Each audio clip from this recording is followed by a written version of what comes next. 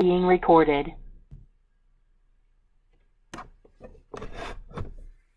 Hey, hey.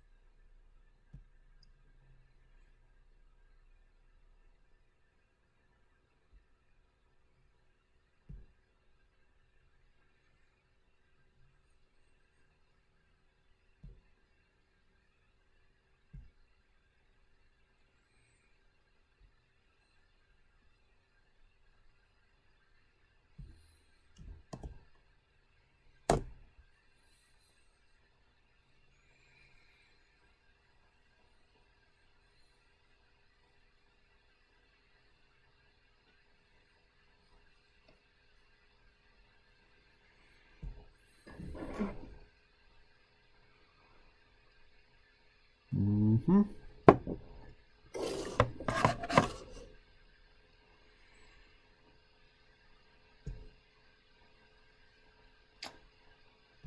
Right.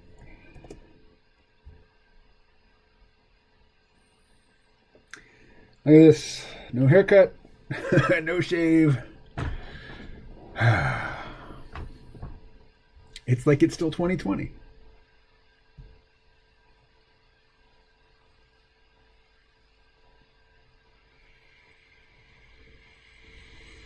Alrighty. Zoom.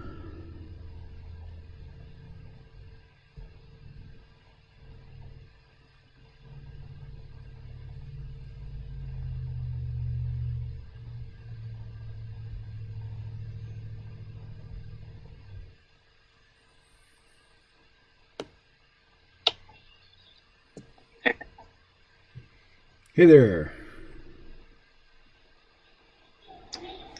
This meeting is being recorded. Huh, I didn't hear that notification bit. I've got Zoom set up to record every meeting. Darn, this thing went off my Bluetooth. Hold on a sec. All right.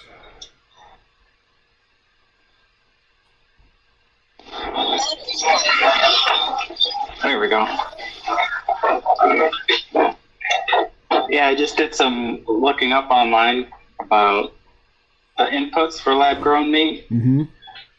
Didn't dig very deep, but I saw in November there was a study in, I'm not sure, it says pubmed.gov, and it would require more energy but less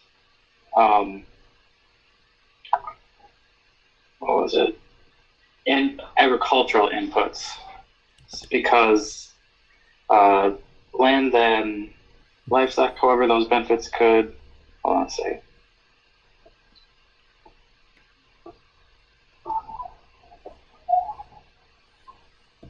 While uncertainty ranges are large, the findings suggest that in vitro biomass cultivation could require smaller quantities of agricultural inputs and land than livestock.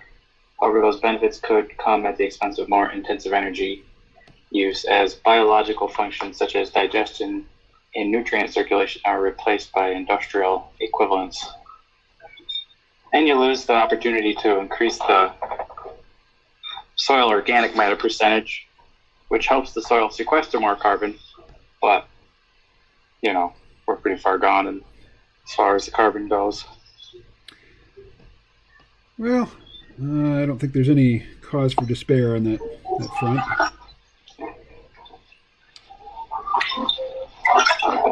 I'm curious as to all of the different energy inputs that the study's authors put into, included when calculating the cost of raising meat in the traditional fashion, or not traditional fashion, but in the industrial fashion.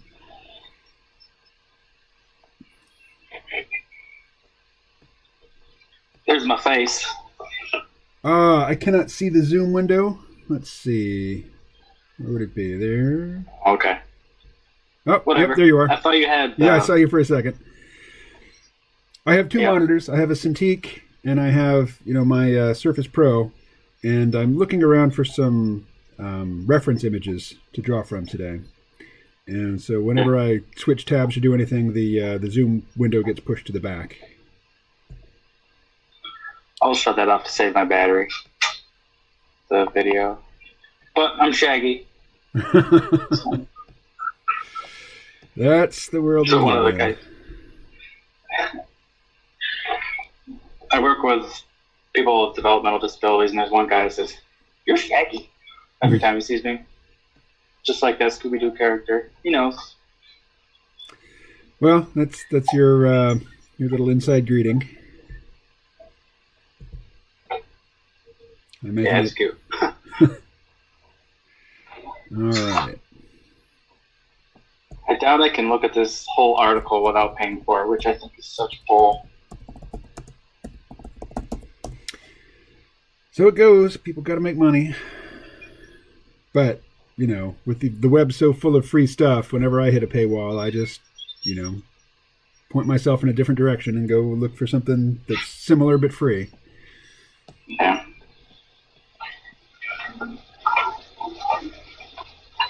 All right. I should have hunted down the reference before the live stream started. So, just for now, I'm gonna play around a bit. I have a bunch of Instagram stuff saved, but I can't access it from the Surface Pro. I have to do it from my phone or the iPad. I have never owned an iPod in all my years, in all the years that iPods have existed. I guess, do they even make iPods anymore? Is there any point? I think they still have the Classic. Last I looked, like a year or two in the Apple Store, but I doubt they'll continue. Once the iPhone had enough space for all the music I have, like up to almost approaching 20,000 songs, I think. So I don't know if it's like 70 gigs or something. So I finally put all the music on my phone, so I don't have to worry about the iPod. But I started out with the cassettes back in the day, and then CD player. I was always listening to something. Oh yeah, I made lots of cassette mixtapes in my day. Put a cassette in the radio and record. Usually it was with a boombox that had two cassette players in it, and I would record from one cassette to another. Sometimes I would record off of vinyl, but I didn't have a turntable, so that was always at somebody else's place. Wow. Ooh. That's not what I meant.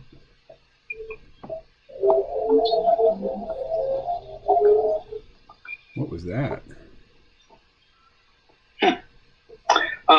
Someone with the lack of a muffler. Oh. Well, I think Zoom tried to filter it out and like half succeeded, so it just sounded sort of forlorn and creepy instead of just loud and obnoxious. That's a accurate description of the surroundings. Forlorn and old, creepy. Sad industrial town. Oh. Yep. There's a graveyard of a factory, like all small towns. Is it a walkable place? Yeah, it's pretty walkable, except for the urban renewal massacre of Grand Ave. Uh-huh. That tears right through like what used to be the old little neighborhood, Auburn, New York. It used to be competing with Syracuse for like best places to live in America. And at some point, maybe 50s or 60s, Syracuse surpassed it. And then we have, I call it Commercial Ave. It's basically James Kunstler's description of Unfortunate, or worst use of resources ever.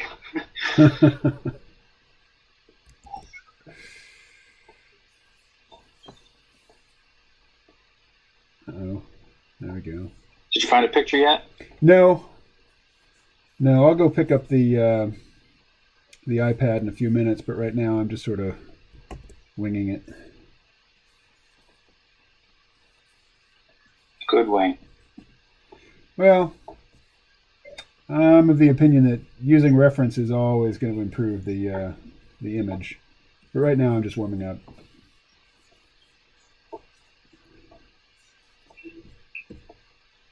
I used to draw crude cartoon faces. Mm-hmm. There was a kid in 7th grade who showed me how to do them pretty easily. Probably the most useful thing you learned in 7th grade. Unless you went to some private school, or Latin magnate school or something. Now, being more cows than people, dairy country, it was like one of the largest areas for the amount of people, like 60 in the graduating class. Wow.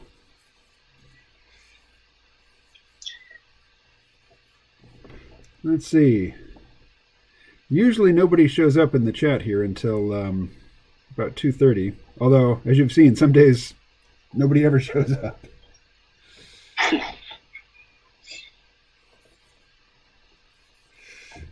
Yeah, it's good to hear what happened there. I was wondering on that one stream that got taken down. Mm-hmm.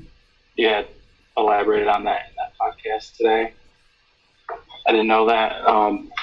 That's why I went 9 hours. I was like, yeah, I forgot to turn it off.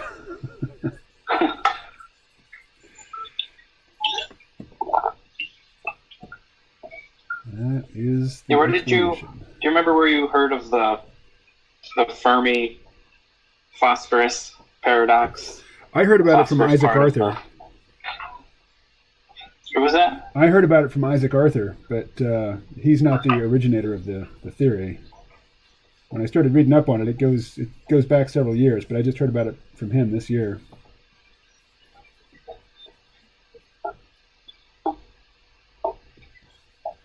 Yeah, I forget what I was reading, but I think like phosphorus was when we evolved in the ocean, or life evolved in the ocean, there was, I think, an abundance of phosphorus. I might have it backwards. And then when we got on land, that was the limiting factor, was trying to figure out how to get phosphorus going. And I'd have to dig it up from my brain. Yeah, the move onto land, I mean, it took hundreds of millions of years, and it was no cakewalk.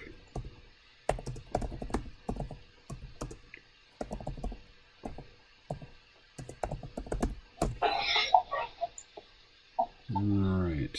Yeah, this is it.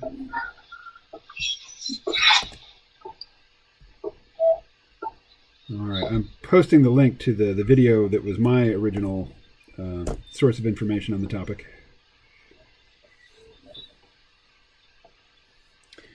Oh, okay.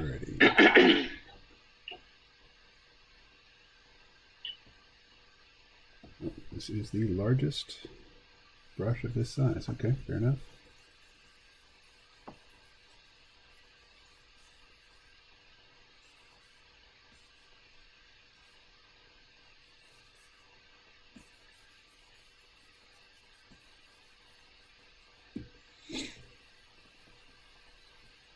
Alrighty.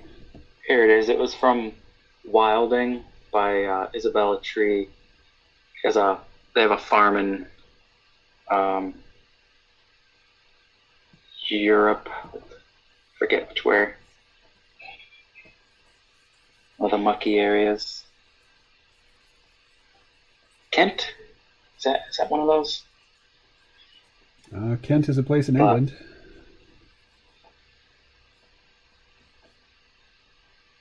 I have never been there. Mycorrhizae fungi evolved 500 million years ago when primitive plants emerged from the oceans to experiment with terrestrial life. Phosphorus was abundant in the ocean, but on land, fungi became crucial to enabling plants to consume what little there was in the soil. The soluble phosphate that is added to soil from fertilizer exceeds the level that fungi can tolerate and becomes a pollutant to them. It affects the germination and viability of their spores. Even dung from livestock that are routinely given antibiotics and anti-worming agents can leach into soil and destroy mycorrhizal fungi. Yeah, there's one that they fix. They're the original, to my knowledge, fixers of nitrogen from the atmosphere. Mm-hmm. And there's an abundance of nitrogen in the atmosphere. And that might be a large reason why it's more energy intensive to put the lab-grown meat there. You would have to get it from the Haber-Bosch process. Which uses what? Methane? Natural gas? It uses, I think, natural gas. Have you heard of the Haber-Bosch? Oh, yeah. Yeah, I forget. How to Hide an Empire by one of the relatives of this scientist who made that. He had a little bit on it in there. But otherwise, let's see. Have you read Overshoot, right, by William Catton? You know, I'm familiar with the presentation. I don't remember if I've actually read the book, but I'm familiar with the theory. Yeah. And with the famous example of the reindeers on the island. Reindeer, I suppose, is plural.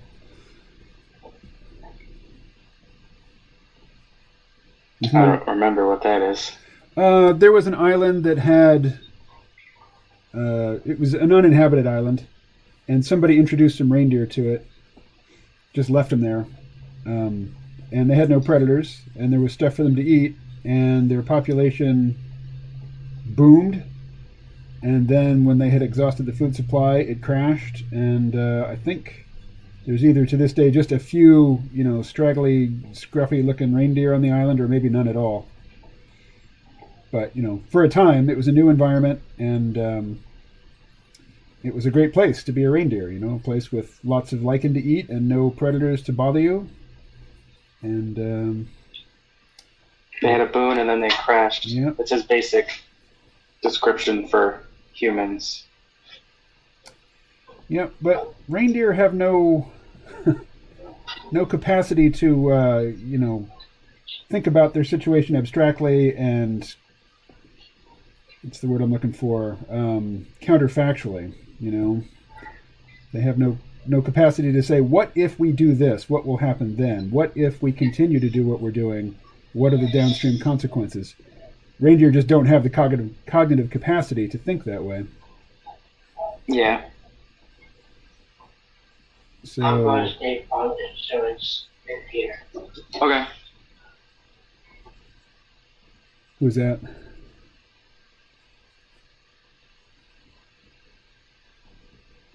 Yep.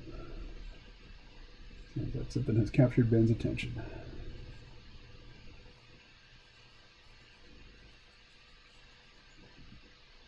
Okay, actually I want the line to be bigger.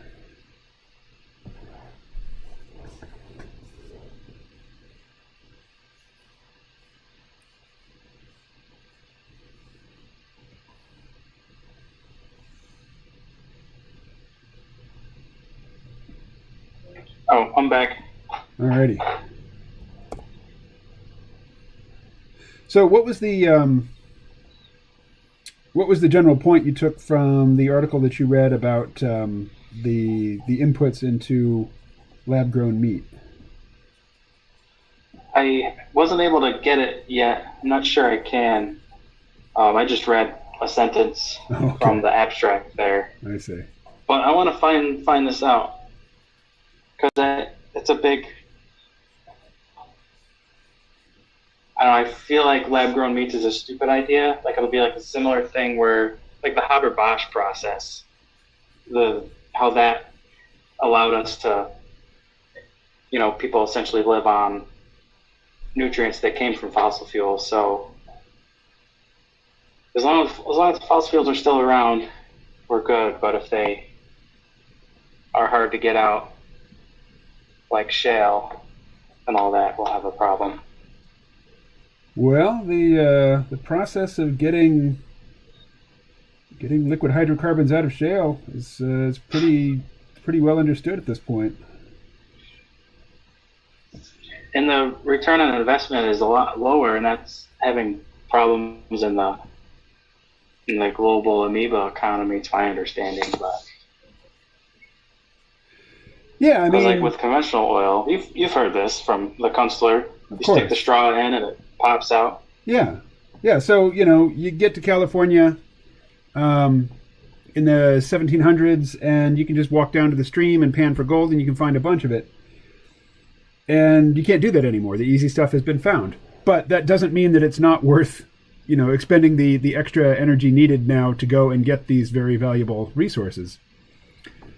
So, until Eroy gets down around like 1 to 3, like you have to put in 1 unit of energy to get 3 out, it's good. I mean, the profit margins are lower, but we still need fuel.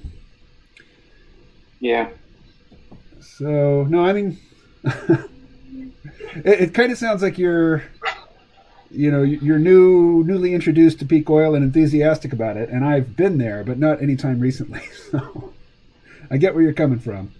But, when I first got into podcasting in 2006, that's when I first talked to Dmitry Orlov, was in like late 2006, early 2007.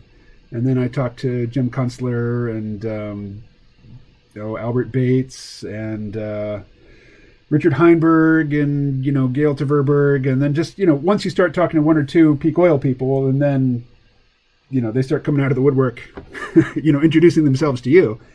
And so I went through that period of listening to these arguments, and they're all very intelligent sounding arguments, and they were saying conventional oil production peaked in 2005, so really peak oil is basically upon us.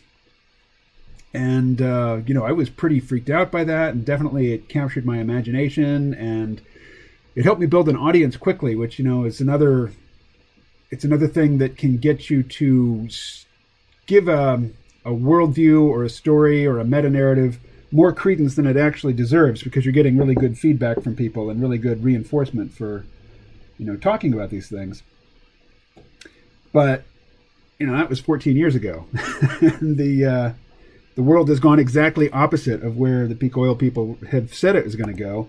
And the people who were predicting increased internet traffic, increased bandwidth, increased processing power, increased use of AI, particularly since 2012 with the deep learning revolution, the techno-utopian timeline that they've been laying out, they've been hitting their predictive targets. And the peak oil people have just not, in any way, been hitting their predictive targets. So at some point, you just have to say, the argument sounds good, but it's not bearing out. It's not reflecting what I'm seeing in the world. In 2007, I thought there'd be no way that the electricity grid would still be up and that we'd still have internet and there'd be people driving to work in 2020. I thought we'd definitely have reverted to something much closer to, a 19th century lifestyle by then. But no, there's no indication that that's in the works. So yeah, it's fascinating. There's a book the James Corbett guy had. I hadn't finished watching. On YouTube, he has a documentary titled "How Oil Took Over the World" or something. Yeah. And there was a book in there that would be healthy in my pursuit.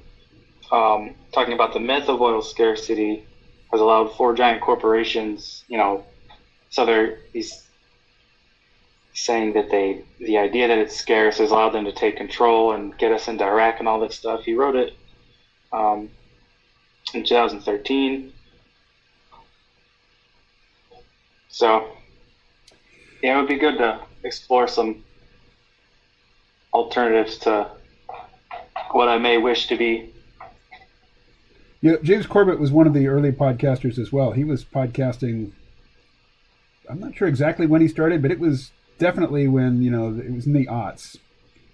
And he's still going strong. I definitely commend him for his organizational, efforts and his consistency. And so I don't begrudge him his relative success at all. And yeah, I've just started watching his stuff again recently after many, many years of not paying attention. There was a time when he was quoting and referencing Alex Jones a lot, but there was a time when Alex Jones was less of a lunatic than he is now. But, he's always mixed his good analysis with paranoid rantings. I'm talking about Alex Jones, not James Corbett. Right. Yeah, it's nice that Joe Rogan has had Alex Jones on his podcast here and there, and there's been things he was right about, and people just don't want to hear it. Yeah, well, the whole elites being pedophiles thing is seems to be borne out. Right. Yeah, and then something about one of this will get your video taken down. One of the vaccines having bad side effects, and then James Corbett showed on his show, which that video wasn't taken down on YouTube, so we're probably good. Of Bill Gates saying that right on TV, on corporate media. So yeah, I think typically when people's stuff gets taken down because of the content, it usually starts with a complaint from somebody. Some user writes to or reports the video to YouTube saying, "Hey, this guy's out of bounds here." And I don't think that's a danger here on this video. Now, are you watching the stream? No, if I do, I lose the other thing. So you're just on the call. People? Okay. Well, I ask you because there's, as far as I can tell, nobody watching the stream. Not even any of the regulars. Yeah. So I'm not too worried about getting reported. So yeah, it's usually the bigger channels that are in danger from, speaking forbidden truths. If nobody's listening, you can say whatever you want. Yeah, my wife was trying to calm the conspiracy out of me when I was talking to her about Chris Martinson's video. Which one? On ivermectin. Uh-huh. He had gone through like a bunch of other countries and studies in respectable journals of how well it was doing, and I think less than a day was taken down. So I'm not sure. Oh. How a complaint? Maybe the complaint came from the company, but along with how much vitamin D correlates with less symptoms. Here, let me type ivermectin in the chat just to troll the algorithms. Push the buttons. Gotta spell it right. Did I? ivermectin.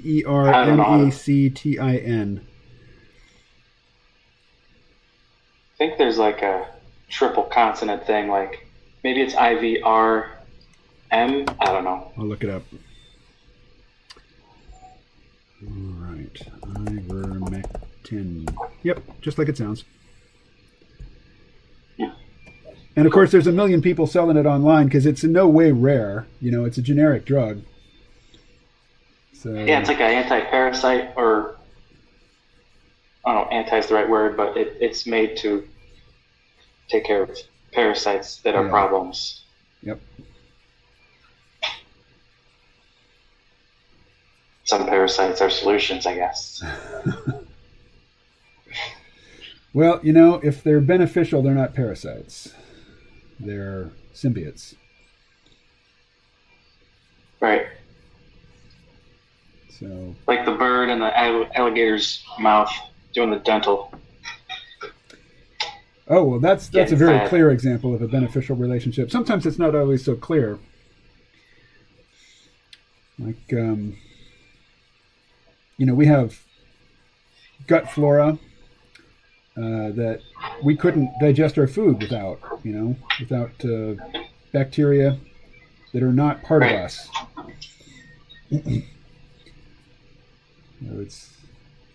But you can't really look under a microscope. Or maybe you can now, but 100 years ago it would have been impossible to look under a microscope and look at all the little things swimming around and figure out which ones are harmful and which ones are helpful. I mean, eventually, through a process of elimination, we did figure out what was good and what was bad, to some degree.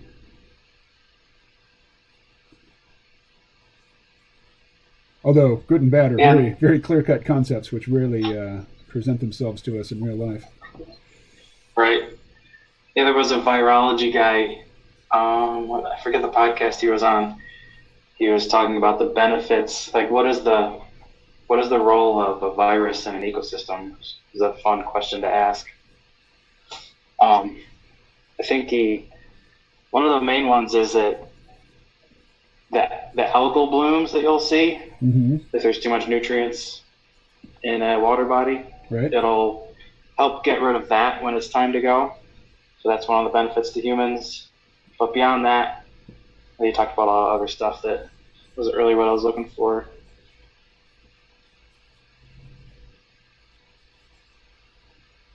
Let's see.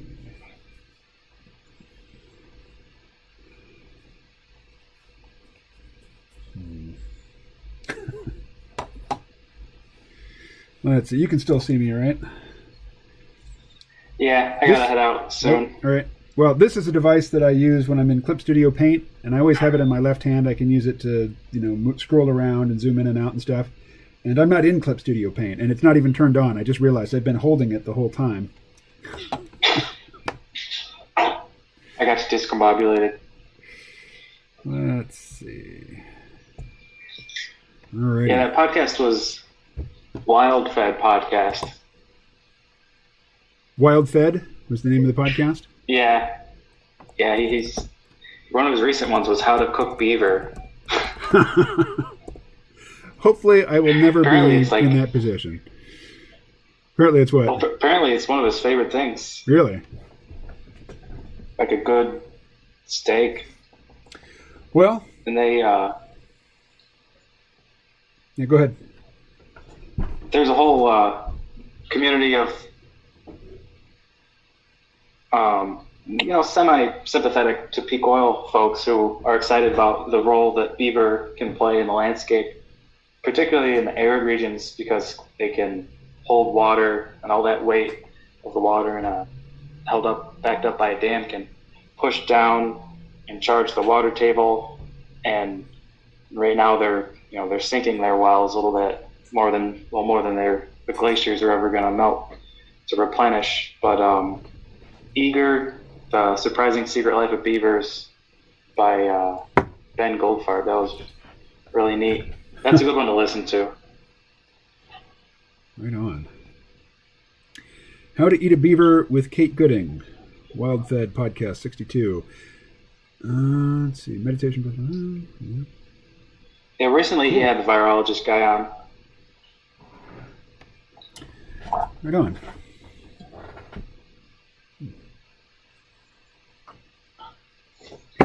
All right, have fun. I Thank gotta you go. much. All right, take care.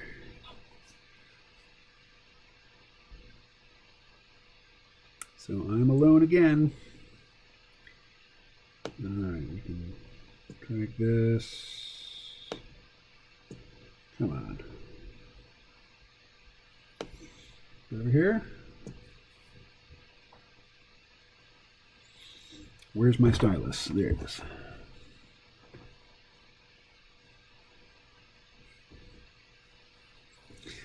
All right, that's distracting. But anyway.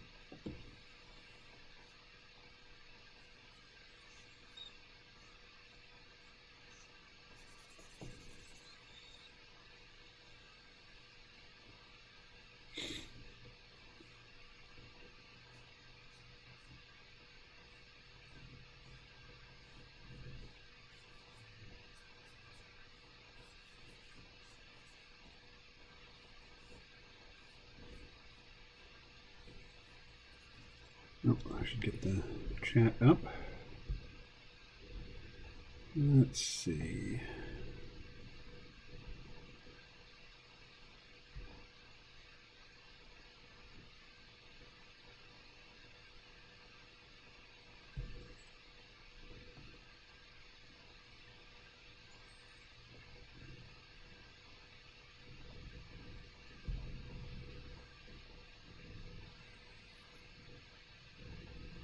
Huh.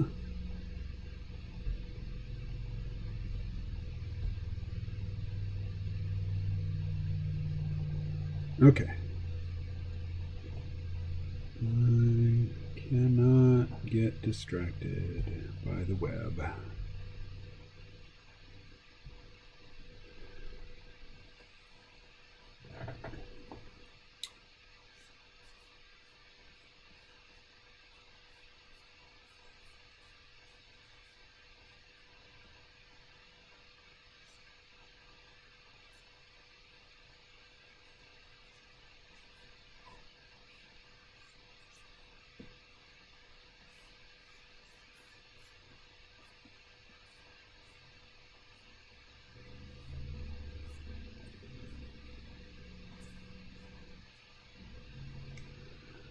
Okay.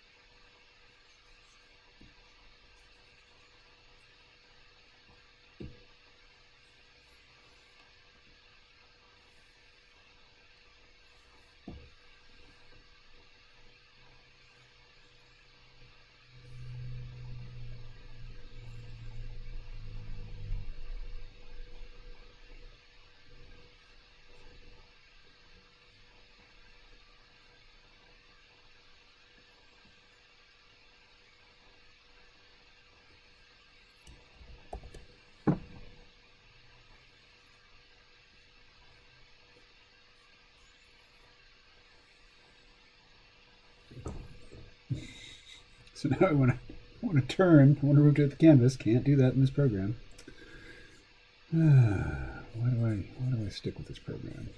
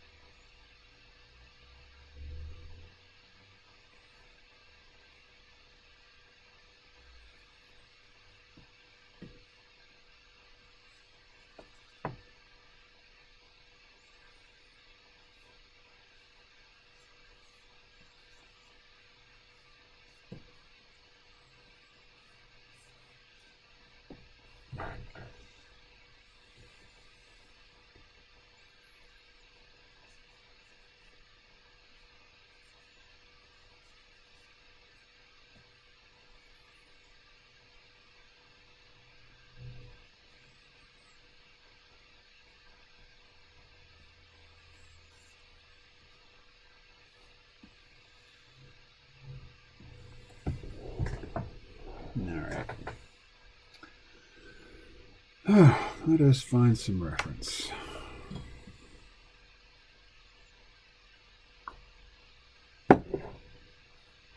Let's see.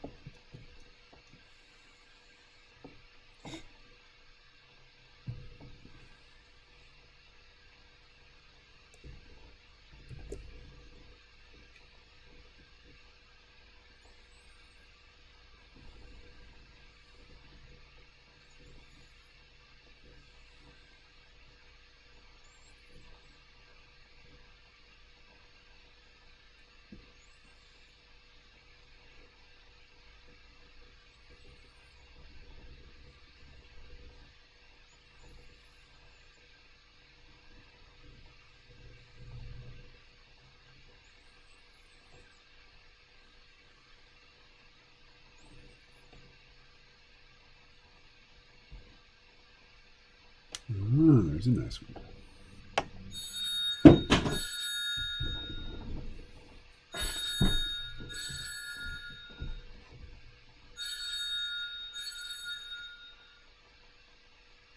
Oh, yeah. Hi, is it important? Okay. Yeah, I gotta go. Talk to you later.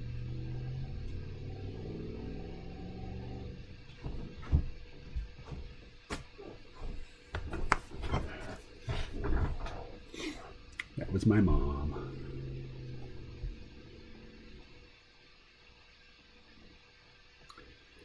All right.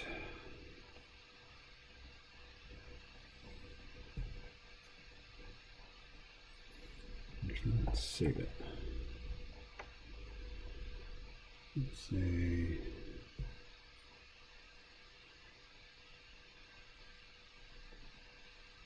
reference.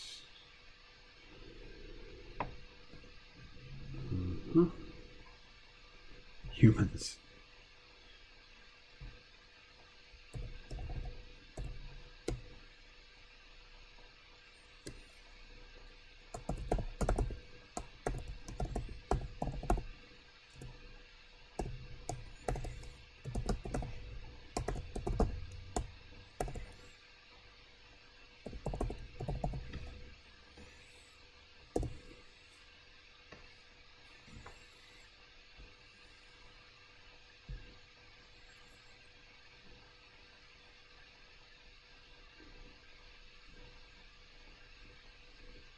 Open with.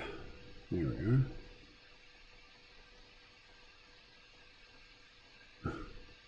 Okay, those are my only options, huh? Great.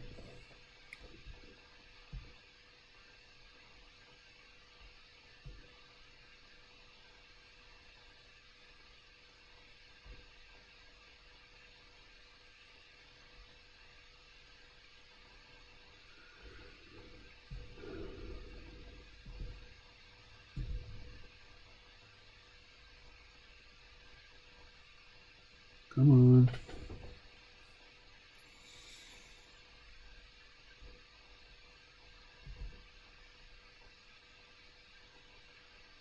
All right.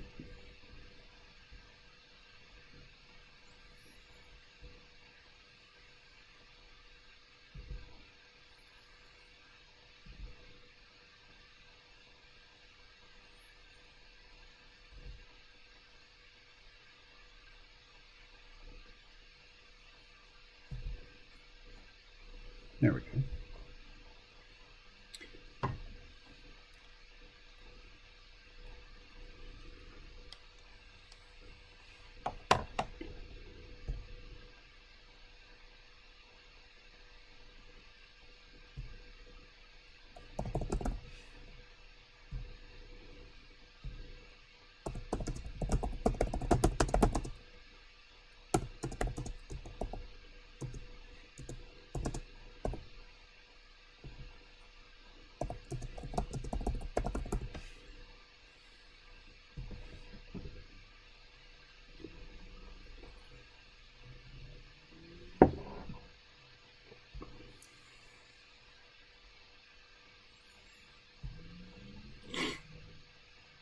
Oh, here I am getting distracted again.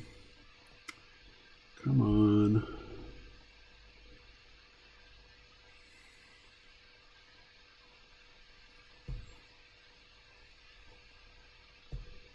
All right. So what is the size of this image? I don't know.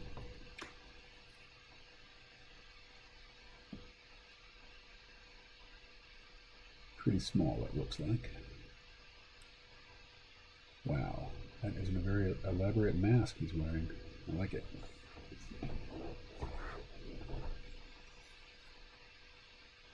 All right.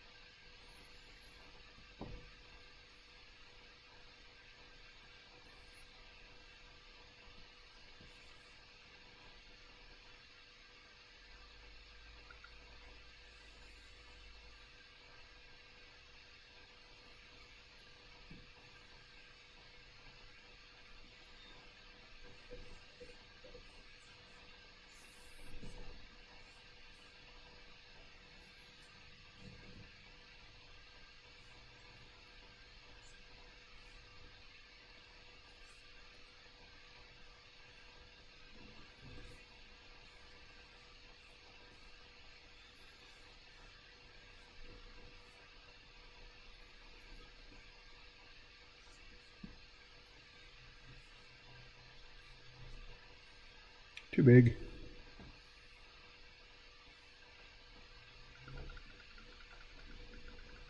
And I'm drawing on the reference layer.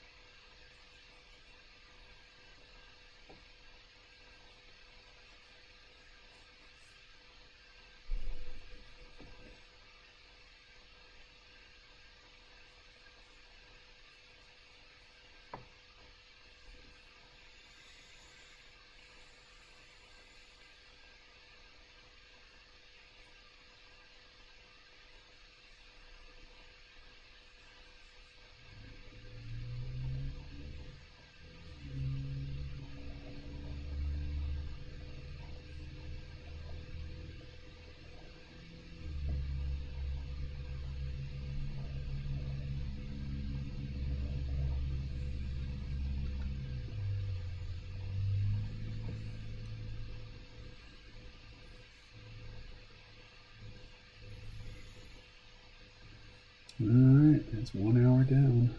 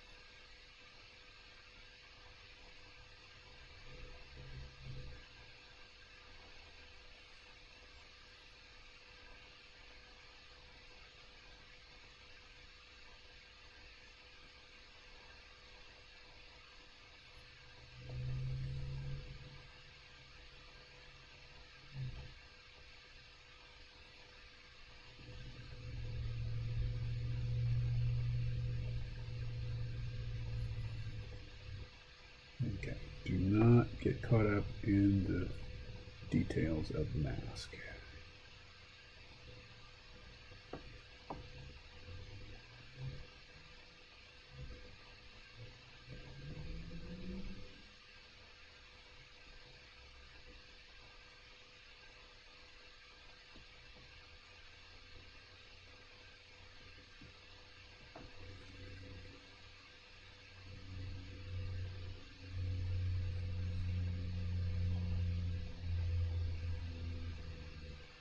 Okay, cannot see his ear at all, but I'm just indicating where I think it goes.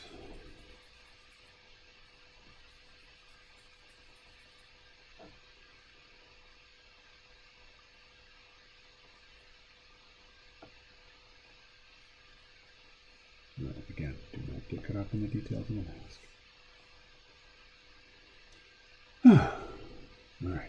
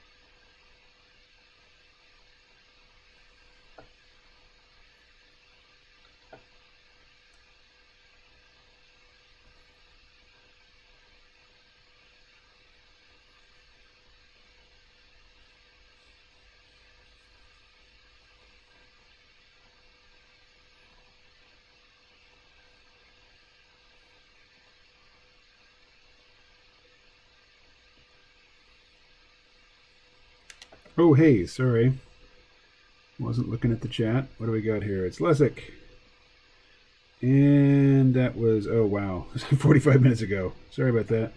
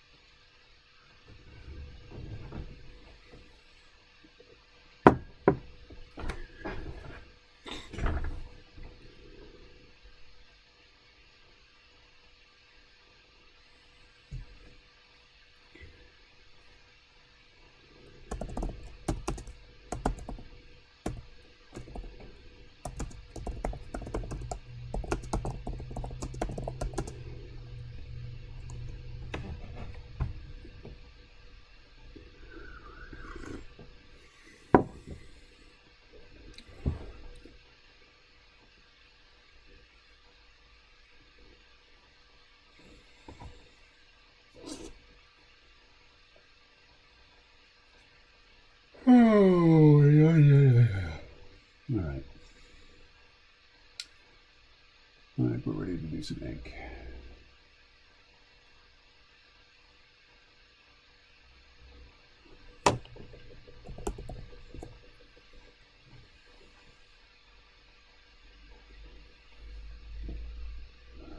Skipping the sketch stage. I guess I did both on the rough layer. All right, well, we can set that aside for now.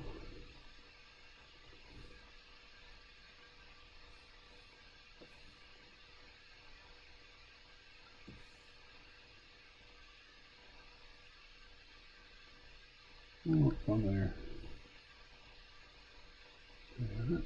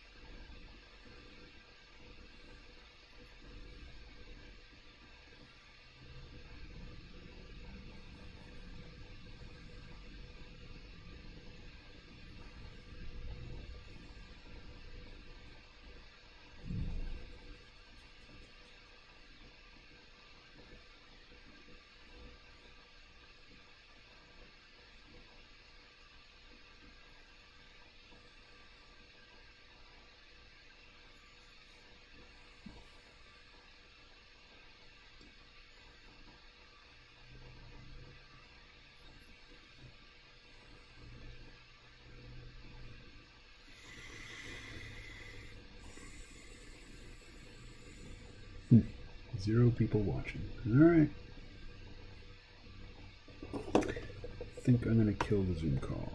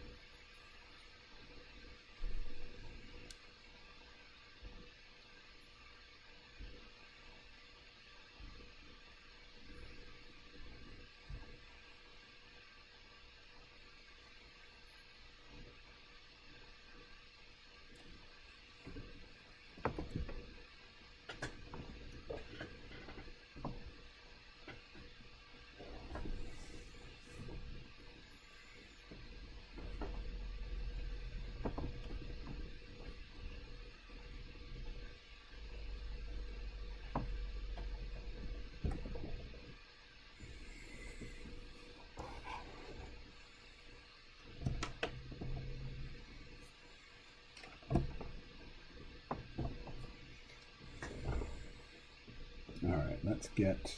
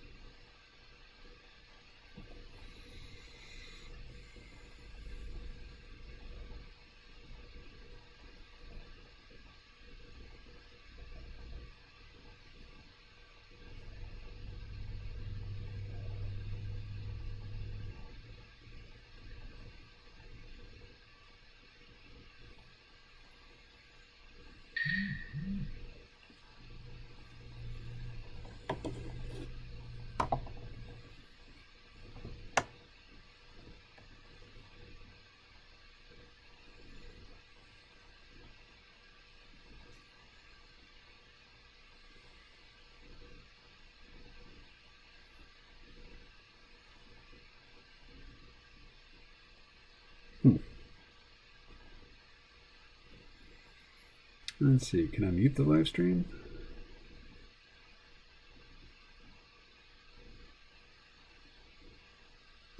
Yeah, I can.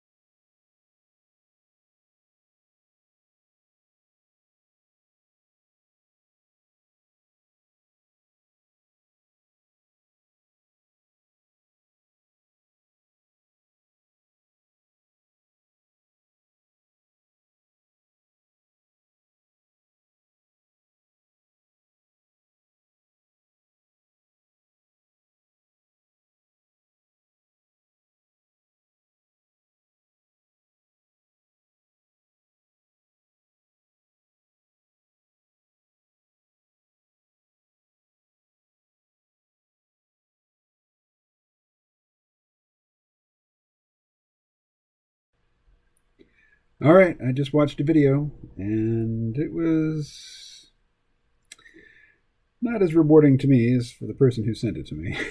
No surprise there.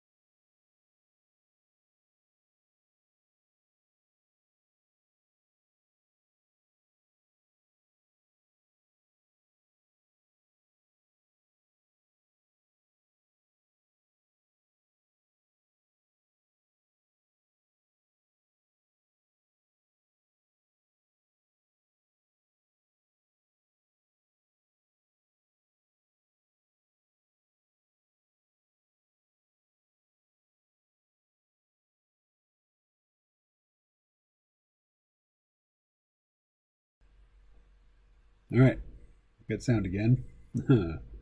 Back to work.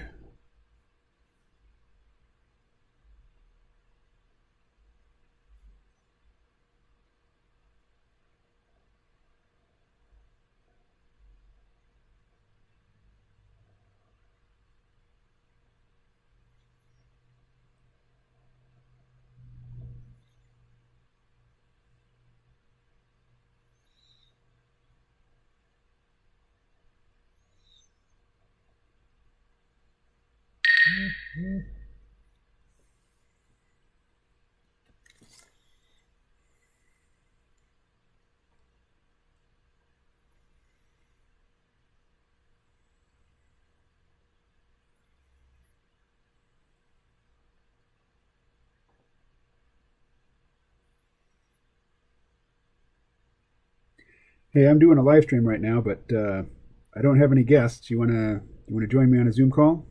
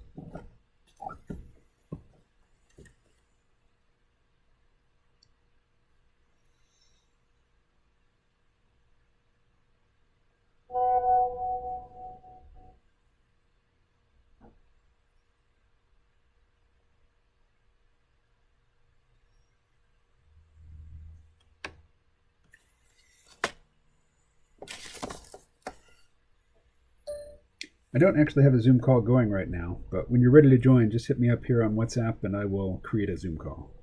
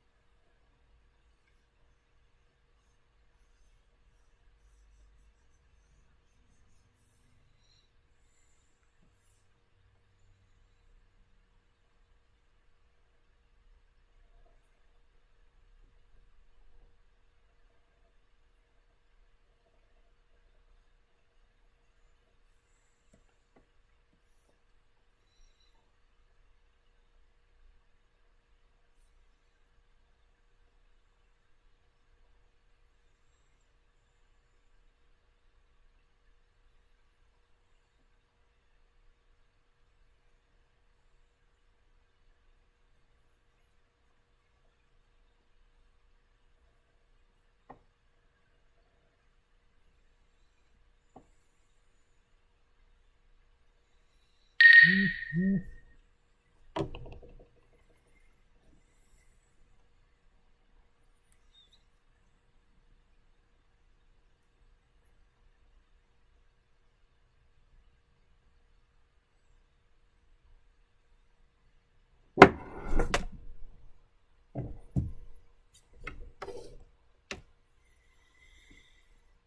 right, we're going back to Zoom.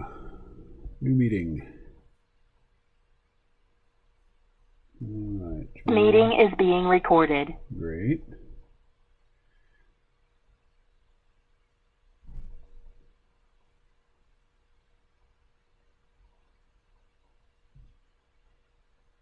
There they are. And invite. Copy invite link. It is copied. All right.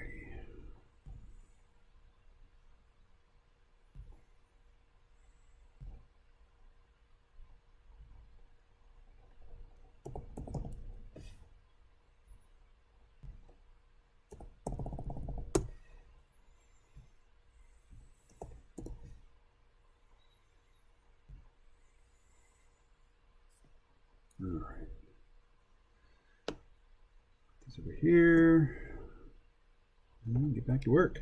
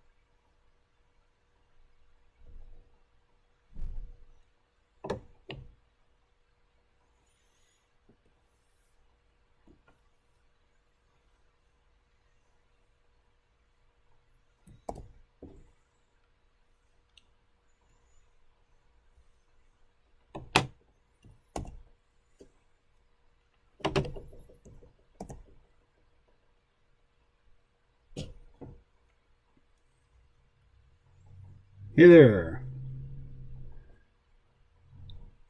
Connecting to audio. Let's see.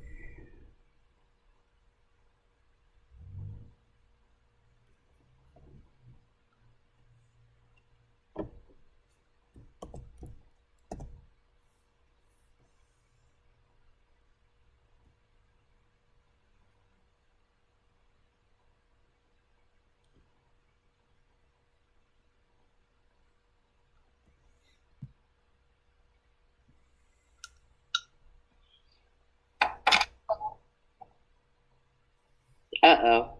Uh-oh. Hello. How you doing? I'm okay, KMO. How are you? I too am okay. Yeah, I'm all right. I'm all right. Not claiming anything grand. It's being recorded. What'd you say? It was funny. I heard this voice saying to me, "This meeting is being recorded." I was like, "Uh-oh." Uh-oh. Yeah, it is being recorded. That is true. What you doing there? Are you drawing? Yes. Yeah, I'm drawing a How's it going? burlesque performer and a wrestler. Ah. How's the sketching been? Oh, okay. Yeah. Nothing special. Did you survive the holidays? Pretty much. How about you? Yeah, we did. We traveled to Pennsylvania to visit Sean's family. Mm-hmm. So yes, it was lovely. Quiet, just his, God forbid I say these words, mother and his mom's, I guess it's his stepdad now, but because she got remarried. But so it was just a few of us, but it was a lovely time, and it was good to get out of Vermont. Oh, where does his mother live? In Westchester, PA. So okay. It's a suburb of Philly, like 45 minutes from Philadelphia. Yep, I know. I don't know it well, but I know of it. Yeah, it's changed a lot, I guess, over the years. It wasn't always. It's much better now. From what Sean and his family and his mom tell me, that I guess at a certain time it wasn't as cleaned up as it is now, right. so to speak. I guess it was a poorer neighborhood at one point, and I guess there are certain areas that are still pretty low income. But yeah, it was good. We had a nice time, and then we were here for New Year's, and that was just pretty nothing. We didn't do much, although we did stay up till midnight so I could jump off the couch into the new year like I did in 2019, thinking, oh yeah, 2019, I'm done with that year because it sucked. Don't you wish you could have it back? Yeah, and then I was like, jump off the couch into 2020, and well, little did I know what would happen until March. Although there were many aspects of 2020 that weren't so bad, really. I mean, Sean and I could have been much worse off. Yeah. And I actually was pretty thankful that the way things ended up the way they did. Because had it happened in 2019, we would have been really screwed. Oh, by the way, I couldn't see you before. I just scanned for the first time. Oh, now you can see me. Yes. Right. Here I am. Yes, and now I'm about to open up some new windows, and I won't see you again. Uh-oh. I mean, it's not that I will never see you again. It's just that starting now. No, I know. Anyway, I'm a little shocked to see my own image What, on Zoom? Or even in the mirror. I'm just unshowered, unshaved, unshorn, just gone to seed. That's okay. That's all right. And the gym closed, so I'm melting as well. The gym's been closed, right?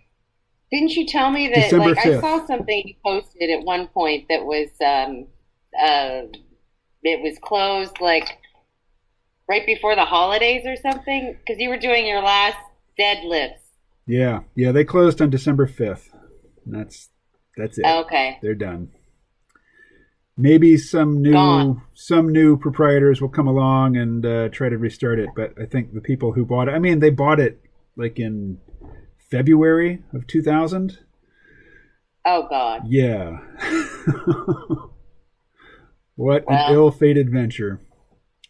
Yep. Anyway, I just put out a podcast today. I am going to put the link in the WhatsApp. In the WhatsApp chat. Okay. So is that something I should... What? It's my podcast that I put out, so absolutely you should drop everything and run to listen to it. Right? Right. Well, exactly. You're putting it in the WhatsApp? I will in a moment. I have to locate the link. Okay. Here we are. Did you stay here for the holiday? I have been nowhere. I have not gone anywhere anytime recently. I am going to DC though for the inauguration. Are you? Yeah, I'm not going for the inauguration. I'm going to bear witness to the street battles. Are you going to help Sleepy Joe get into his bed in the White House? Okay, I want to be very careful what I say here. Okay. I'm not threatening the vice president or the president-elect, but I would be happy to help him into his final rest. What is that? All right. I do not recognize the number. I do not answer the call. I'm with you. Sorry, I stepped away to refill my coffee. I'll be right back. Okay. Although I can still refill that coffee. What? I can still hear you. Feel free to keep talking. No. So why are you going to DC? To bear witness. And is that something you like to do on a regular basis? No, I've never been to the inauguration before. But I have a friend who's renting a house in DC from the 15th of this month till the 15th of next month. So I see. He says there's a room for me there if I want to come down and hang out. Well, that sounds fun. Yeah. I think. Well, could be dangerous. We'll see. Yeah, could be. You never know. Yeah.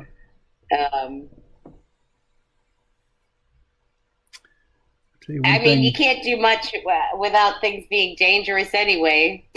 Yeah. Well, ain't nobody getting out of here alive. You might get accosted by a Nazi mask person who insists that you wear your mask. Well, if I'm out in public, I will be wearing a mask.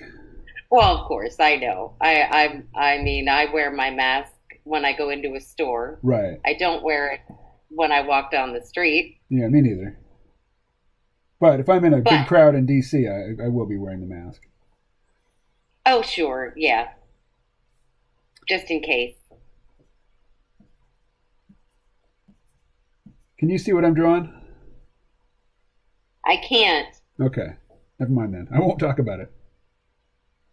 I think it's just because the screen is facing or your computer is facing your drawing computer, I guess. Or I don't know. Whatever. Well, no, you can't see it because you're not tuned into the live stream. You're just on a Zoom call with me. Right. I guess I should. No, it's not necessary. Thing is, how would I do that on here? What device are you on? Are you on a computer or are you on a phone? I mean, the live stream is on your. Oh, well, wait, that's on your YouTube. Yeah. I can do that. It's not necessary. It's really not. I can figure it out. Well, if you do tune into the live stream, you'll need to mute it. Otherwise, you'll hear me twice, and there's quite a delay. Oh, right. Yeah, because that's what happened last time. Yeah. I think. It probably did. All right, there we go.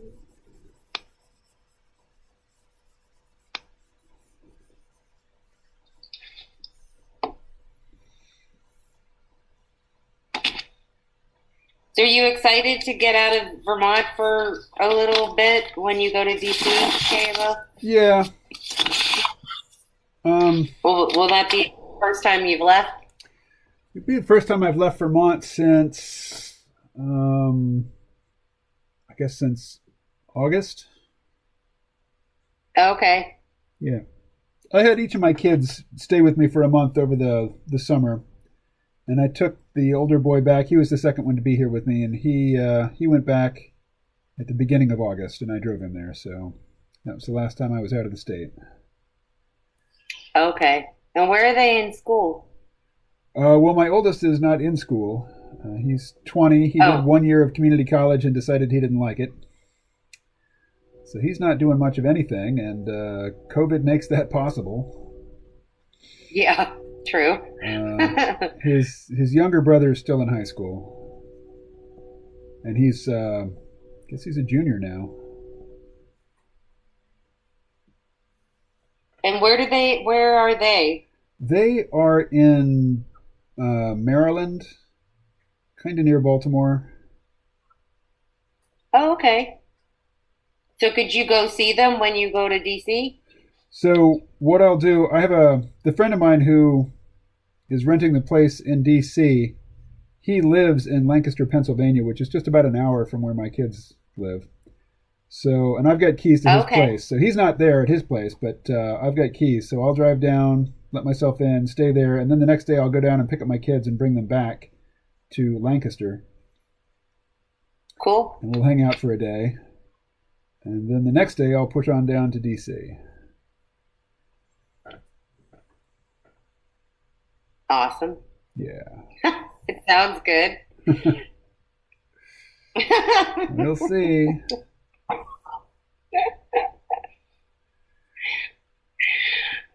All right. I'm ready to start laying some color in here. I think I might be. All right. Am I going to try to do this dude's tattoos? I tell you, tattoos. Yeah. These super intricate tattoos that everybody has now, it makes it really hard to draw people. Yeah, it does. Tattoos there are a lot of very intricate tattoos. Yeah. Particularly among wrestlers and fighters. That's what I'm drawing now. Oh, yeah. MMA fighters have a lot of awesome tattoos, actually. Well, I'm drawing Mexican wrestlers. Aha. Lucha Libre well, they have fighters. some cool tattoos, too. Oh, yeah, they got the whole thing. You know, they got the tats, they got the masks, they got the theatrical personas. Oh, yeah. They got it going on.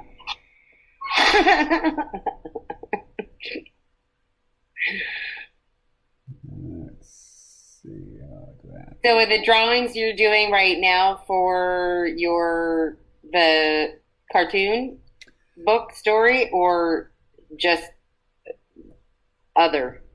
It's mostly for the comic, but these images will probably not appear in the comic, but I'm still going to bill for the drawing time because I'm doing character design. You know, I need to come up with some new characters for this new setting.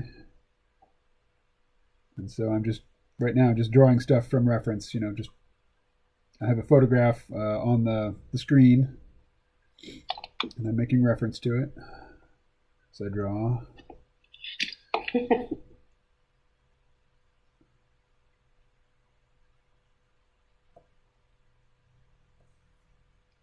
Alrighty. Right now, I'm spotting blacks, as they say, which could sound very racist, but it's not. It's just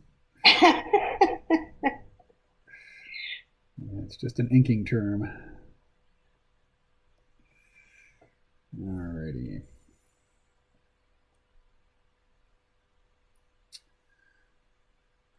Oh, there's a lot more to do here.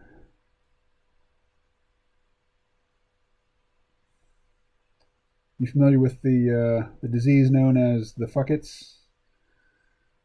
No. Well, you're doing what you should. You're going along, living your proper life, and then temptation comes along. And a little voice inside your head says, fuck it. And you go ahead and do the thing you know you're not supposed to do, but the thing you want to do. So, toward the end of the live stream here, it's 4:20. 4:21, we just missed it. It is 4:21 right now.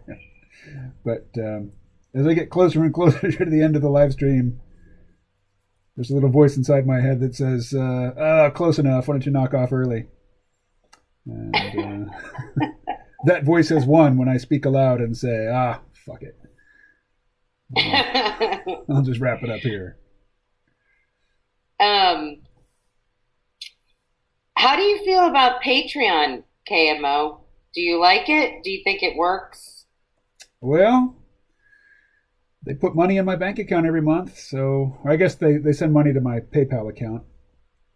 And it always shows up, so I mean, I know. Do you feel like you have, like that you get subscribers? Is that how they're paying you, Patreon?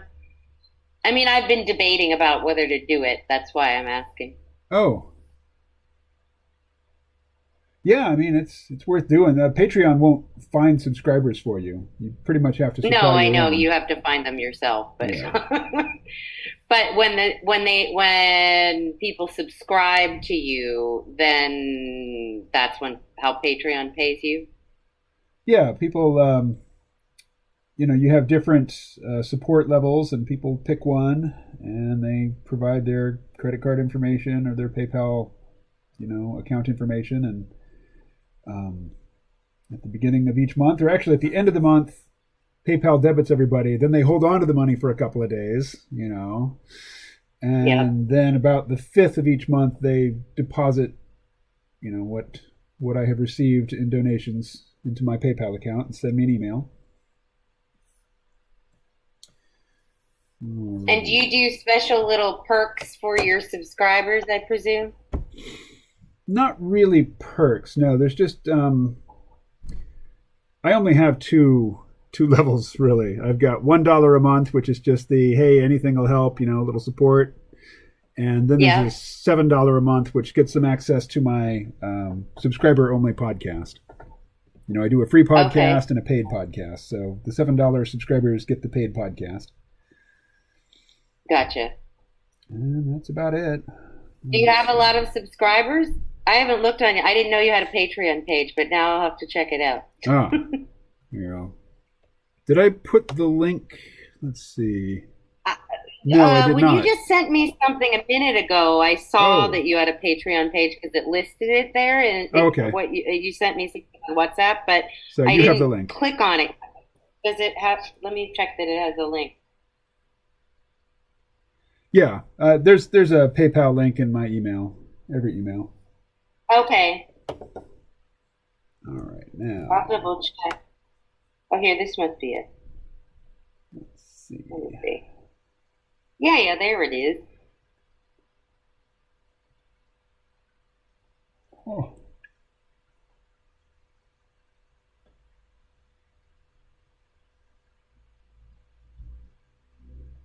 Yeah, I was just curious if you thought it was worthwhile to do, because that was something I was thinking about doing for 2021. Yes, I would say it's worthwhile. Okay. I have a couple other things I got to figure out before that, but a couple other things that I want to take care of first, probably, before I do that. But well, it doesn't take much to set it up, so I wouldn't put it off, because you have other things in line in front of it. Does it cost a lot to join it? A month? I guess it depends on the level that you join. Well, it doesn't cost you anything as a creator to set up an account. Okay. Yeah, I just have to decide what I want to set it up for. Like, what are you offering? Which thing? What? I said, what are you offering? Is the big question. Well, yeah, that's what I want to decide what I would set it up for first, because I would hate to just set it up and then be like, all right, well, what am I going to do? Am I going to offer yoga tutorials and like athletic fitness stuff, or am I going to do something else with it? So that's why I haven't done it yet, because part of me is not sure what I want to market on it. Well, you could just get on there as a, just create a supporter account. You don't have to follow anybody. And then just look at different people's offerings. Like there's a lot of people doing fitness stuff. Oh, I'm sure. But, yeah, one of my friends has a Patreon account. He's like a yoga fitness person, similar to me. Mm-hmm. And I'd looked at his site before, his Patreon site. I also am on his email list. And actually, it was because of his site that I was like, oh, maybe I should think about doing it. I think another gal I know who does voice work is on there as well. So she's a singer. So yeah, it's definitely something I was going to look into. All right. No time like the present. What? I said no time like the present. No time like the present. Or just no time. Well, both. It often feels like both. No time and then no time like the present. Alrighty.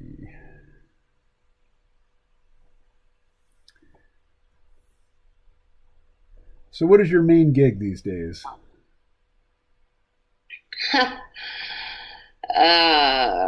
Well, that's a good question. So my yoga classes just started. I was a little worried whether I was going to have any students or not, because I was offering a lot of classes. But a lot of people waited till the last minute. So I mean, it's not even full time what I'm doing, but I am teaching classes online, yoga classes. So I have a Monday morning class that has about 7 people in it. I have a Wednesday night class at 5:30 that has 3 people in it. And then I have a Thursday morning class that has 3 or 4, it depends. One girl's going to kind of bounce in and out. And then I have 2 people in a inversions class on Saturdays. So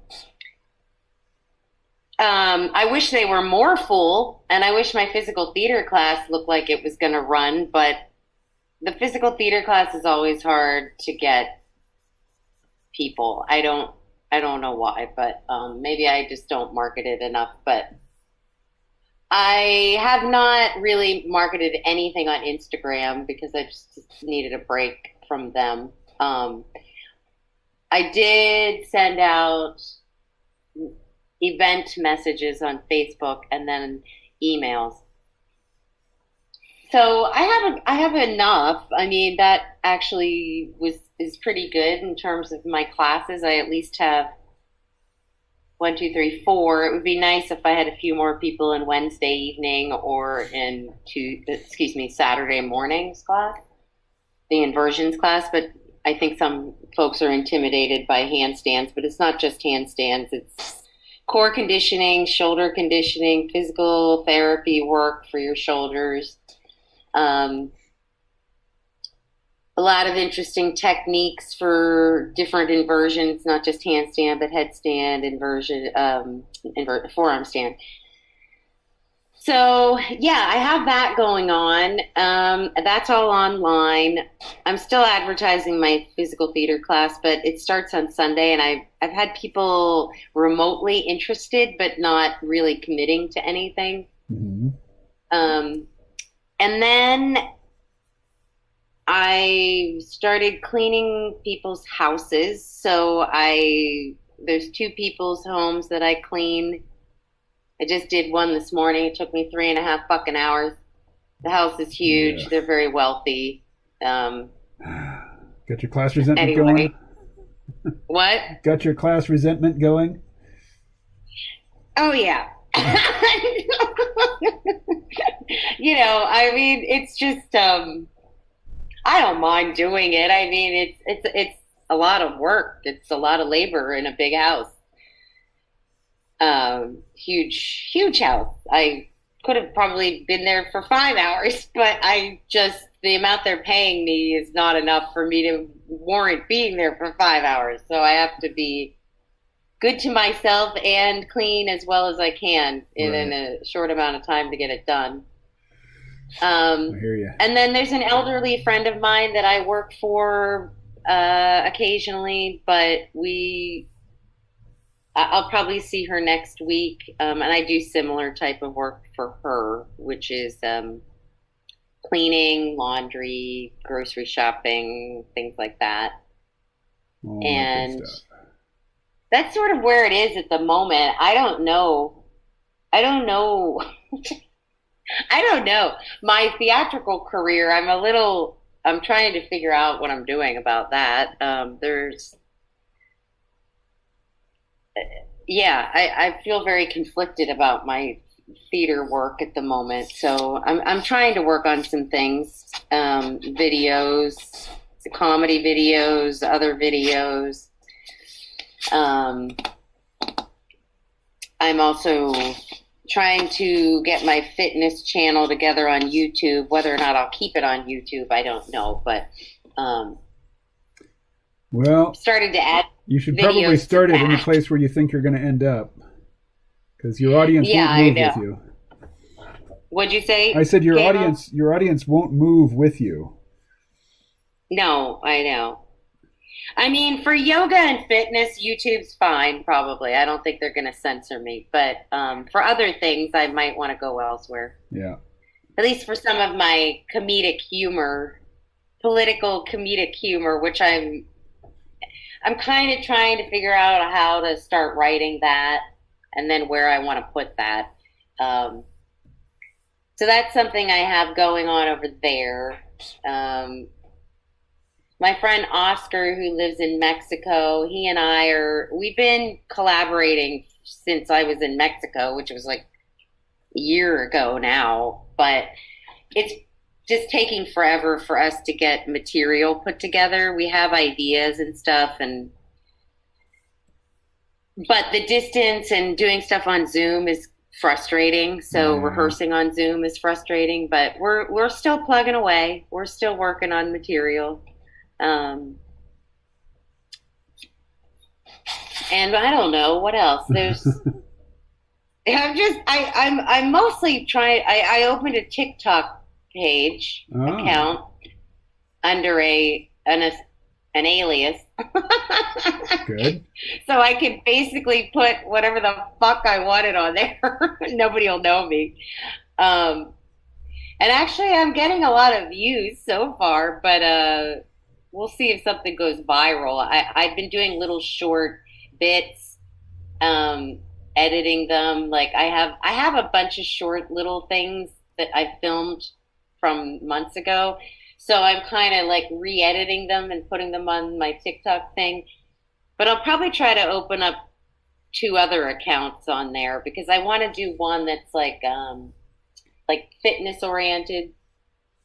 And then I want to do one that sort of has to do with like where you live, like your environmental kind of thing. Because there's a couple people's TikTok things that I've seen that are these beautiful like landscape little videos that I think are awesome. And a lot of times the hashtag is something like where I live. And I thought, gee, I should start doing that for Vermont because there's so many cool things that Sean and I have done outside that I'm like, why don't I have a video? Why am I not videotaping this? Yeah, so there's things going on. I feel a little scattered in terms of like what exactly I should be working on right now. I'm a little, like there's other than like work, like I have my yoga classes and then I clean and do that stuff, but my creative world is a little scattered at the moment. And I think that's because I'm not sure which direction to go. There's a lot of different directions. Yeah. No, I get that. Yeah, it's a little overwhelming. And then the grant that I wrote for Sean's show, or I say Sean's show, but the piece that's about the criminal justice system. This is the fourth grant I've written for and was turned down. So I got really frustrated with that and was like, okay, I'm not going to apply for another grant with that show right now until I make some headway on that piece. So I've recently finished all my questions that I want to ask the state police. And I have an appointment to talk with a parole officer, hopefully next week. And then I'm speaking with somebody from he's the manager of the Rod and Gun Club in Keene. And I'm probably meeting with him tomorrow. So I'm interviewing him. I'm going to start interviewing people. And I don't know where it's going. I don't know. I mean, originally was meant to be about the criminal justice system and reform and speaking with incarcerated individuals, which I'll still go.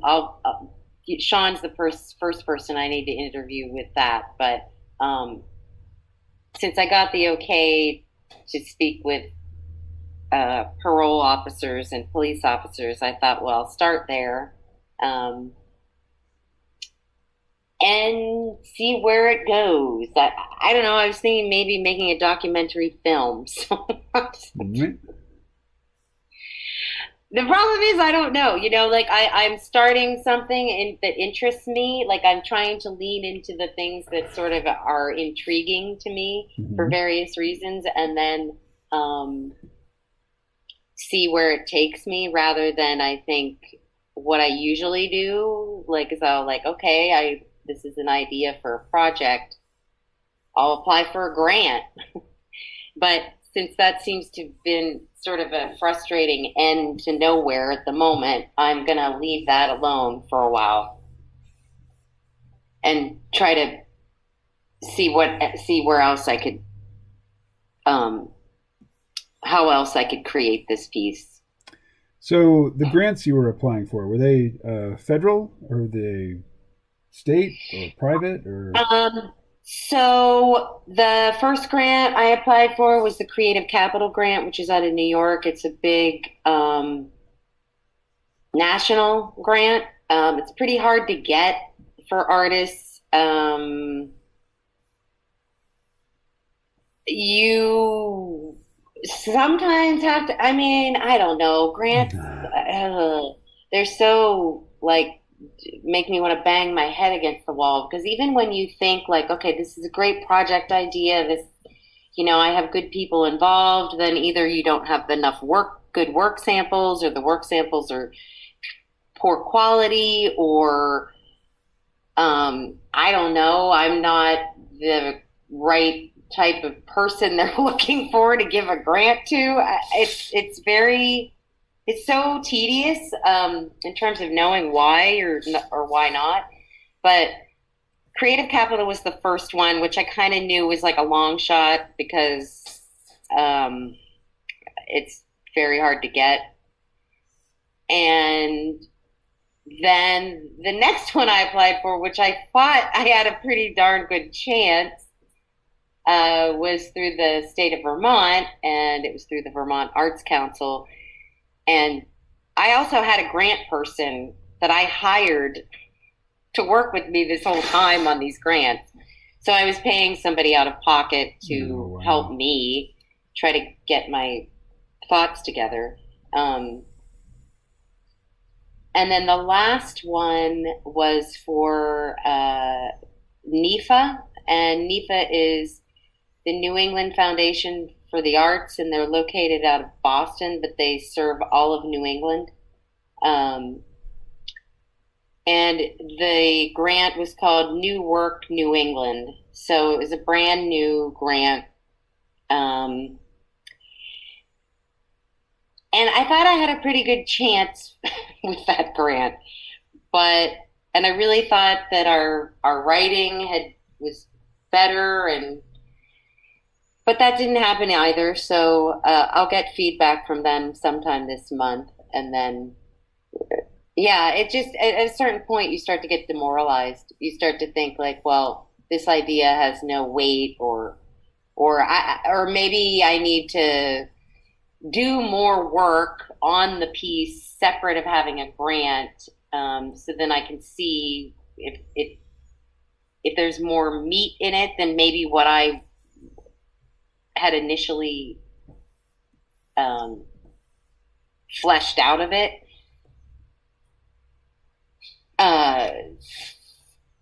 Yeah, I mean, I had somebody who I was taking this like a little workshop through this group of teaching artists in Vermont, and we were specifically working on projects or proposing project ideas. And when I spoke with the two leaders of the group, like for feedback, they thought that my project had a lot going for it, and that there was a lot of interesting components to it. But there was one thing they kept sort of bringing up to me, was that sort of what is the essence of the piece, and why is it important to the community? So, and I thought I had sort of fleshed through that idea, but then I don't know, I guess the way they worded it, it made me think maybe I haven't fully fleshed that out. So I kind of want to go back and sort of pick that apart a little bit more for myself. But then I thought also maybe some of that essence would be revealed more after doing some interviews, and see like actually interviewing and videotaping Sean, and then doing whether or not I'll actually be able to videotape the police or the parole officers, I don't know, but I would hope that they'll allow me to at least audio tape them. I haven't breached that question with them yet, but yeah, that maybe some of the essence of what I want to get at will be more revealed after doing a little legwork on it. Mm-hmm. Yeah. So that's sort of where things are with me. Although Sean and I have been talking about collaborating on a different business venture idea, since he's a woodworker and his passion is to make furniture ultimately. But we thought, as something that would maybe help both of us financially, we would start to design and make wooden flags, because they're very popular right now. Really? So, yes, they are. Many podcasts seem to have them in the background. And there's all kinds of flags you can make. So, and they seem popular. So, Sean has a really good technique of creating the wooden frames. So I said, hey, I already know how to use, I know how to do some woodworking because he's taught me stuff before when I helped him build a barn. But I don't know, there's a lot I don't know. But I said, hey, you can teach me, and then we'll make these flags, and that'll be super cool as something for us to start as a little business. But yeah, and then he needs to get a website together and put stuff on Etsy and all that stuff, and we'll get it all together, Instagram and all those various things. Because he doesn't have any of those things. It's the informal economy hustle. I know it well. Oh, yeah. But yeah, that's sort of where, I don't know. Oh, the other thing is I need to redo my website, so I'm hoping to talk to my website designer and have him overhaul my website, which will cost me a chunk of change because I don't know how to do a website.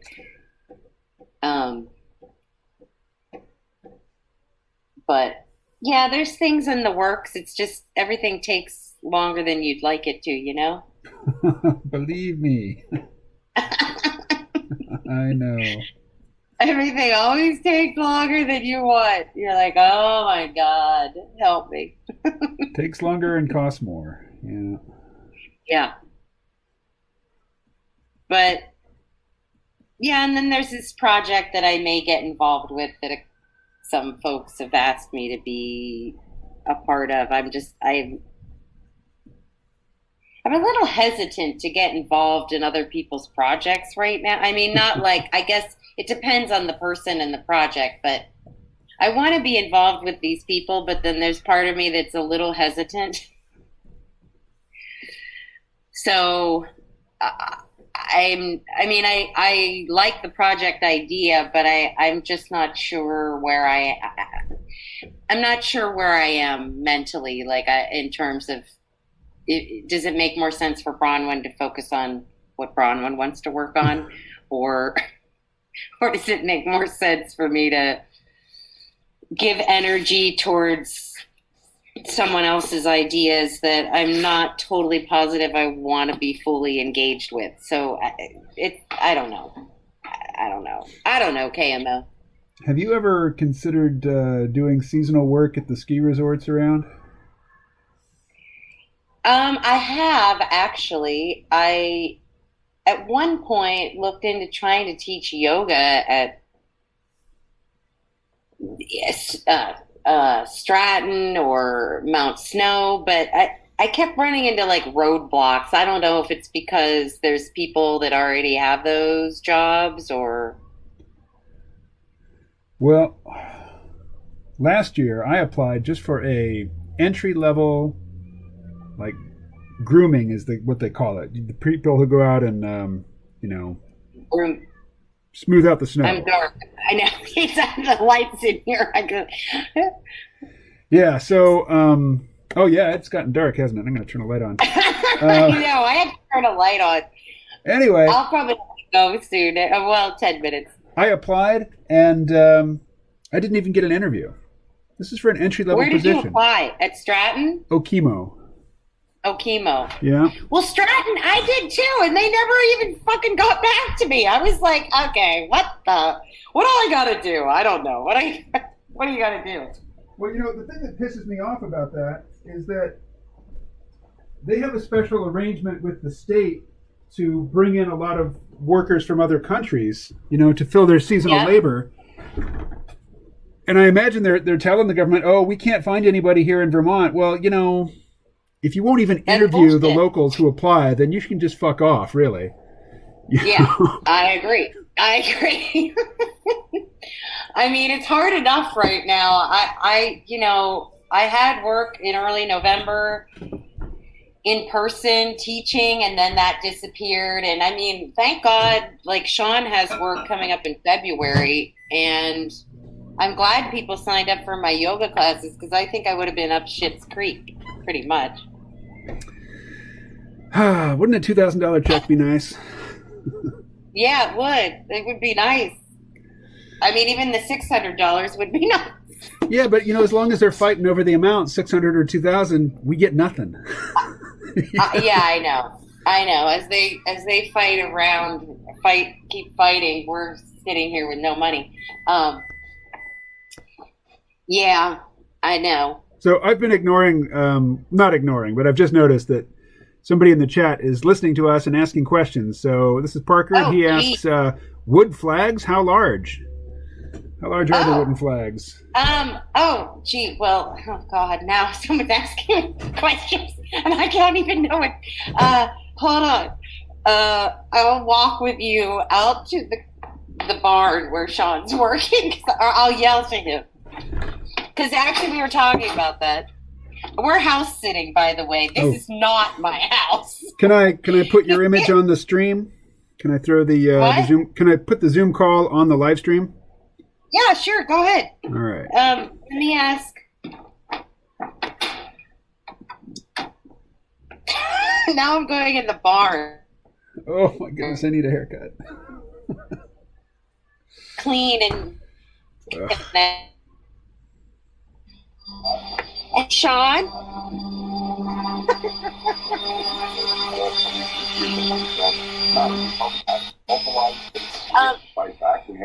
How big will those be? Oh, hold on, just a sec. I've got to mute the stream. Give me just a second here. Somebody who's listening to me talking wanted to know about them. Certainly could have made a difference in the 4 cents or 5 cents, 6 cents or foot these elections. 20 by. It was certainly tight. Roughly one last thing I just want to give 20 by 32. You look at the breakdown. But you could make them.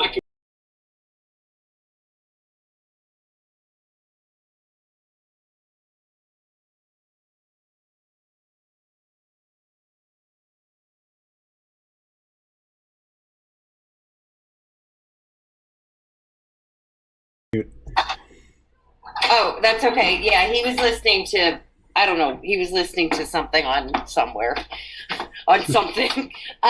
So he's making one right now, and it's 20 by 32 approximately. Inches? But, yeah, 20 inches. Whatever that is. But he said that he could make them custom, which is what, like, if a client wanted something custom in terms of the size, we could do that. So it could be custom, or I think the ones he's planning to do are, I think he said 20 by 32, or approximately. But I can also send you the info if you're live stream person wants to know. Sorry, I don't know who your name is because I can't see the live stream. It's Parker. Parker. Yeah. Hello, Parker. Parker's turned up just at the end. You can here. give him my contact info if you want. All right. KMO. Let's see. How about if I paste in your Instagram account? That's fine. That'd be great. So now I have to find it. Let's see. Even though I haven't been, I mean, I go on and I check it, but I haven't been posting anything yet, just because I don't have anything exciting to post at the moment. Alrighty. What is your Instagram handle? All right. You know what? I guess I should look at it. Oh my God. Let's see, Bronwyn. Do you even know it? It's sims.bronwyn. Oh, good. Thanks. Oh, hey, look, that's KMO. Look, Yeah. KMO. Look at it. You see it? I do.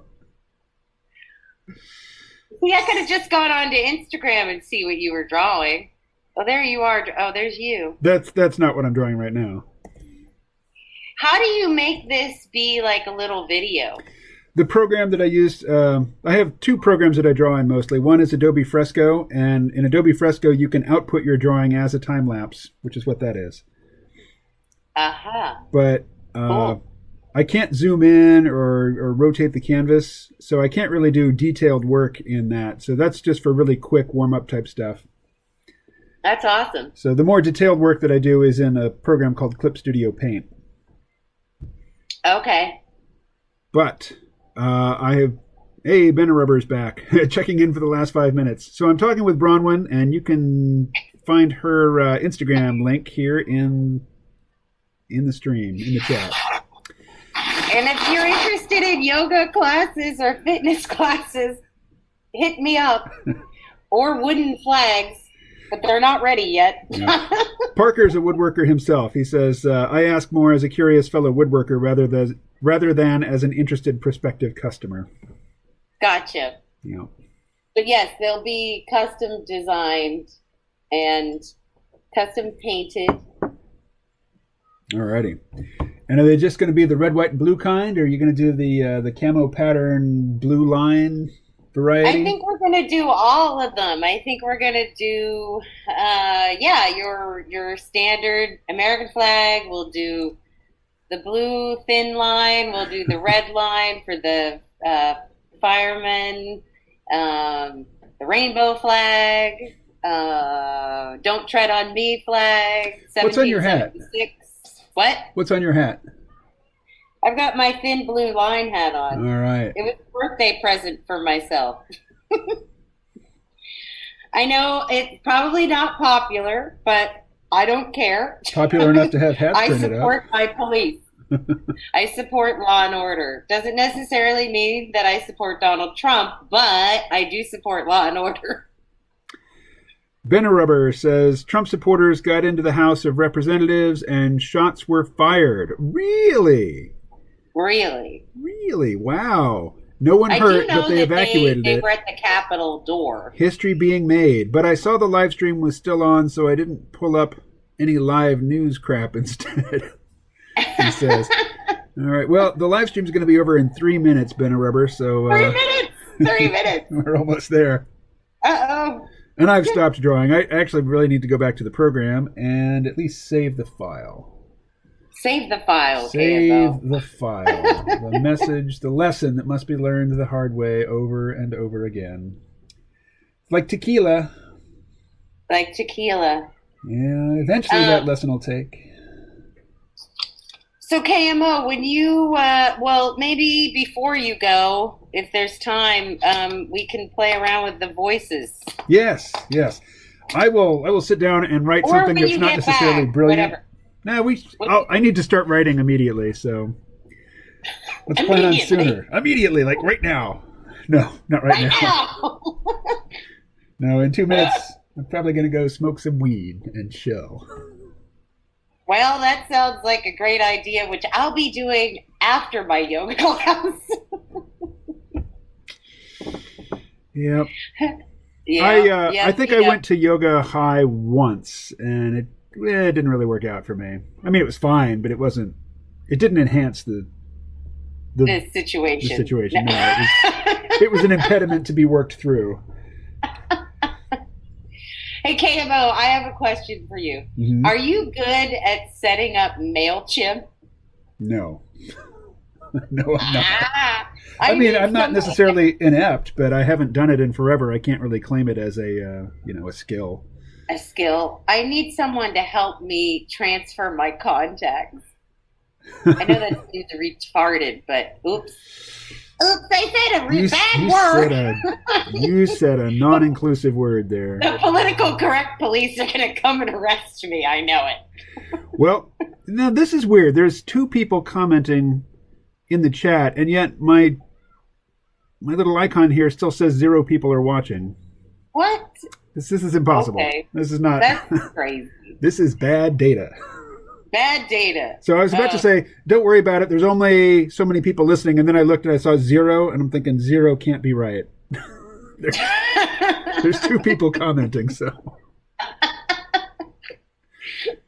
Well, anyway, I should probably gather myself for It is yoga. 5 p.m., yes. Okay. So KMO, be in touch. I'm around. If I'm not cleaning someone's toilets, I'll be doing yoga. So. Well, maybe you should live stream yourself like cleaning toilets. That might be your ticket. Actually, I might do that.